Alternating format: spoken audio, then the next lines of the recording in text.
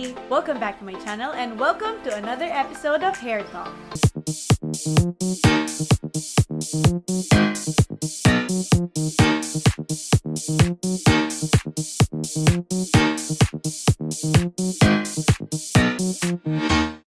So for today's video guys, pag-uusapan natin ay ang mga dry, damaged, and brittle hair. Paano nga ba natin ito masasalba and ano nga ba ang hair care routine na nababagay kapag ganito ang klase ng buhok? So if you want to know more about this topic, please keep on watching! Lollipop, lollipop, oh, lolly, lolly, lolly, lollipop.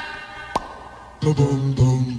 Alright guys, so before we jump into the video, don't forget to hit the subscribe button down below. I-click mo na rin yung bell button beside it so you'll get notified whenever I upload a new video. So ano-ano nga ba ang mga causes ng dry and damaged hair? Number 1, wrong products. So kapag ang ginagamit mo na shampoo or conditioner ay naglalaman ng sulfate, it can cause dryness kasi nasi-strip off niya yung moisture sa hair mo.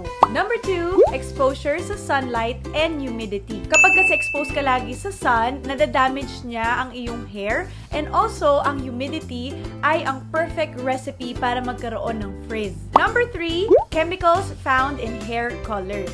Kapag tayo ay nagpapasalon at nagpapakulay ng buhok, yung oxidizing lotion or developer ay naglalaman ng mga harmful chemicals na nakakakos ng dryness sa buhok. So, hindi lang siya basta dryness, kundi damage din. Number 4, bleaching. Ito yata ang pinaka-cause ng pagkakaroon ng dry hair. So, kapag ikaw ay nagbe-bleach katulad ko, ang ginagawa niya ay sinistrip off niya yung color sa hair mo, which causes damage and mas nagiging brittle ang hair natin. Kapag na-over ka sa bleach, it doesn't just cause damage, but it also causes breakage. Ano nga ba ang solusyon para maisalba natin ang buhok mo na super dry and damaged? So, I have 2 solutions for you today. The first one is the easiest way out, which is get a haircut or get a trim. And solution number 2 is follow a hair care routine that adds moisture to your hair. So here's a sample hair care routine that I'm currently doing.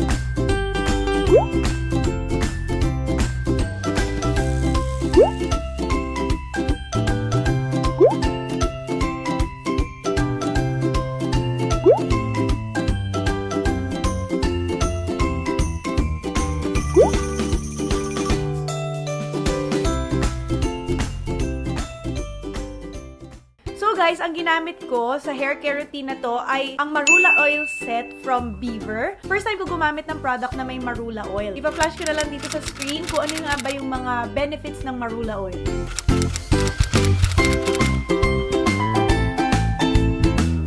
See, it's just a simple hair care routine. 3 lang yung kailangan yung gawin.